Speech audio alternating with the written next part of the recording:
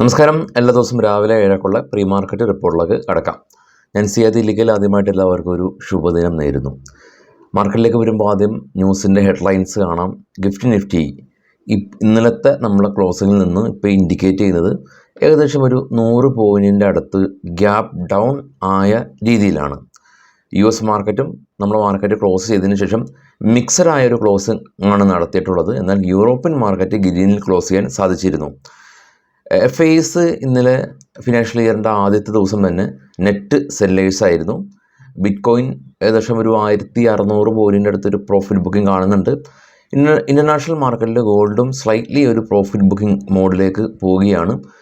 US മാർക്കറ്റും കൺസോൾട്ടേഷനാണ്, Indian മാർക്കറ്റും consultation സ്റ്റേജാണ് ഉള്ളത്.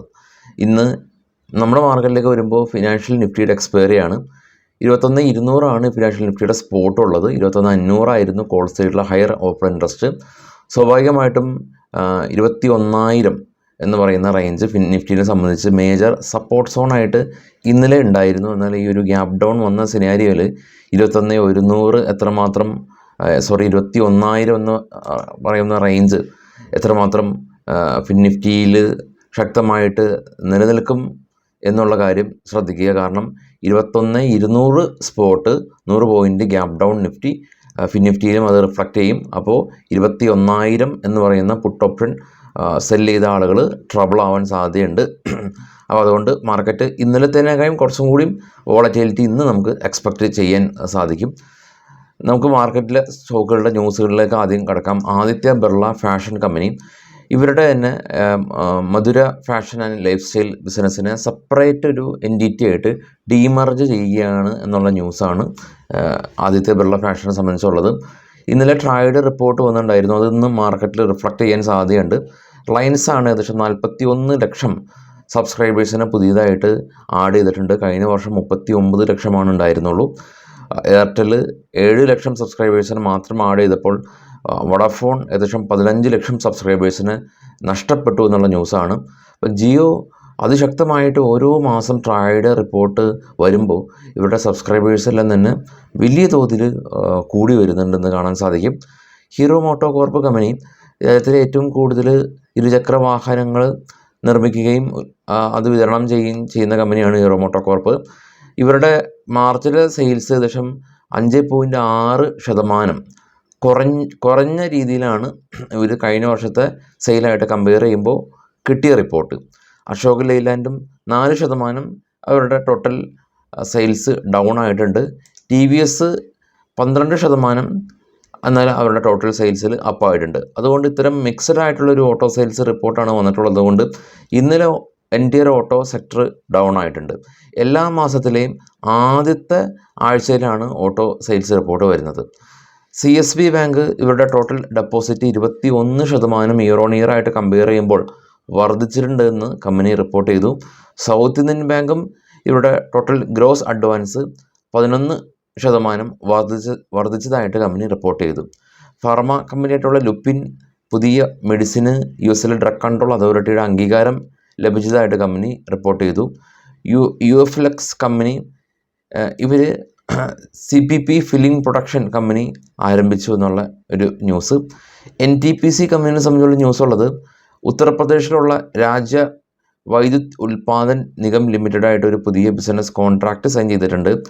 IFL finance Mauritius investment company IFL ഫിനാൻസിൽ ഇൻവെസ്റ്റ്മെൻറ്റ് നടത്താനായിട്ട് NSEയുടെ ഭാഗത്തു നിന്ന് അപ്രൂവൽ ലഭിച്ചു എന്നുള്ള ന്യൂസാണ് ഇപ്പോൾ ഉള്ളത്. മറ്റുള്ള ന്യൂസുകൾ നമ്മുടെ ടെലഗ്രാം ചാനലുണ്ടാവും. ആരും സെർച്ച് ചെയ്യരുത്. ഈ വീഡിയോയുടെ ഡിസ്ക്രിപ്ഷനിൽ ലിങ്കിൽ ക്ലിക്ക് ചെയ്ത് മാത്രം ജോയിൻ ചെയ്യുക. കൂടാതെ തന്നെ ഇന്നത്തെ ബ്രേക്കൗട്ട് സ്റ്റോക്കുകളെല്ലാം തന്നെ നമ്മുടെ ബ്രേക്കൗട്ട് സ്റ്റോക്കുകൾ മീൻസ് ബൈയോ സെല്ലോ ഇൻഡിക്കേഷൻ അല്ല.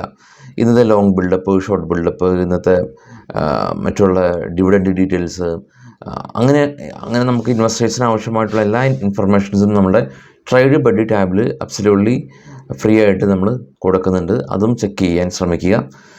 ഇനി മറ്റുള്ള കാര്യങ്ങളിലേക്ക് പോകാം. ഇന്നത്തെ FIസിൻ്റെ ആക്ടിവിറ്റീസാണ്. 522 കോടി രൂപയാണ് ഇന്നലെ FIs ഇന്ത്യൻ മാർക്കറ്റിൽ ക്യാഷ് മാർക്കറ്റിൽ സെല്ല് ചെയ്തിട്ടുള്ളത്. ആഭ്യന്തര ധനകാര്യ സ്ഥാപനങ്ങൾ 1,208 കോടി രൂപയുടെ ബൈയിങ് നടത്തി മാർക്കറ്റിനെ സപ്പോർട്ട് ചെയ്തിട്ടുണ്ട്. പ്രധാനമായിട്ടും ഗ്ലോബൽ മാർക്കറ്റ് നമുക്കൊന്ന് പരിശോധിക്കാം. ഗ്ലോബൽ മാർക്കറ്റിൽ ഏറ്റവും താഴെ കാണാം US വിക്സ് ഇന്നലെ 32% ഉയർന്ന് 14.85 എന്ന നിലയിൽ എത്തി നിൽക്കുകയാണ്. ജസ്റ്റ് ഒന്ന് ഇമാജിൻ ചെയ്യുക, നമ്മളുടെ വിക്സ് 32% ഉയർന്ന് ഇതുപോലെ 14ഉം 15ഉം എത്തി നിൽക്കുന്ന സമയത്ത് എവിടെ പോകും പ്രീമിയം? അതുകൊണ്ട് തന്നെ കെയർഫുൾ ആകുക. നാസ്ഡാക്ക് ഗ്രീനിൽ ക്ലോസ് ചെയ്തു, ഏറ്റവും താഴേന്നാണ്. ഡോ റെഡിൽ അടച്ചു. ഇന്ത്യ വിക്സ് കാണാം 12 മാത്രമാണ് ഉള്ളത്, ഇന്നലെ 6% ഇടിയുകയാണ് ചെയ്തത്. MOX റഷ്യൻ മാർക്കറ്റ് ഗ്രീനിലടച്ചു. അതിന് മുകളിലുള്ള 3 യൂറോപ്യൻ മാർക്കറ്റും ജർമ്മൻ, UK, ഫ്രാൻസ് മാർക്കറ്റും ഗ്രീനിലടയ്ക്കാൻ സാധിച്ചു. ബിറ്റ്കോയിൻ പ്രോഫിറ്റ് ബുക്കിംഗ് കാണുന്നുണ്ട്. ഡോ ഫ്യൂച്ചർ ഇപ്പോൾ റെഡിലാണ്. ഇപ്പോൾ ട്രേഡ് ചെയ്യുന്ന ഏഷ്യൻ മാർക്കറ്റാണ്. അതിന് മുകളിലുള്ള ജപ്പാൻ, കൊറിയ, ചൈന, ഓസ്ട്രേലിയ ഫ്ലാറ്റാണ്. അതിന് ഏറ്റവും ടോപ്പിൽ ഗോൾഡ് ചെറിയൊരു പ്രോഫിറ്റ് ബുക്കിംഗ് കണ്ട് $2249 പെർ ഔൺസ് ഗോൾഡ് എന്ന നിലയിൽ നിൽക്കുന്നുണ്ട്. US മാർക്കറ്റിൽ ലിസ്റ്റ് ചെയ്ത ഇന്ത്യൻ കമ്പനികളിൽ ഇൻഫിയും, വിപ്രോയും, ICICI ബാങ്കും ഇടിവിൽ തന്നെയാണ് ക്ലോസ് ചെയ്തിട്ടുള്ളത്. HDFC ബാങ്കിന് പ്രശ്നങ്ങളൊന്നും സംഭവിച്ചിട്ടില്ല.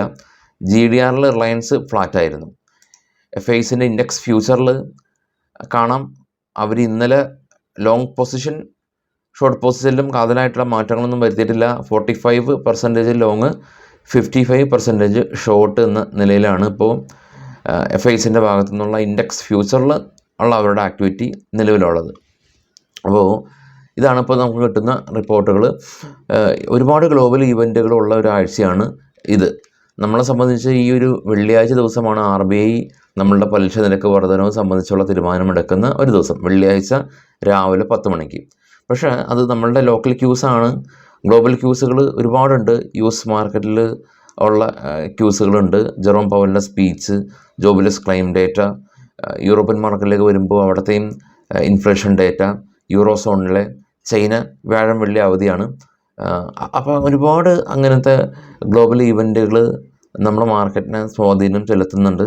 ഇപ്പോൾ ഓരോ ഗ്യാപ്പ് അപ്പും ഗ്യാപ്പ് ഡൗണിനും കൃത്യമായിട്ടുള്ള റീസൺ ഉണ്ട്. ആ റീസൺ എല്ലാം തന്നെ നമ്മുടെ ഗ്ലോബൽ ഈവൻ്റ് അനുസരിച്ചാണ് മാർക്കറ്റുകളെല്ലാം തന്നെ റിയാക്ട് ചെയ്യുക.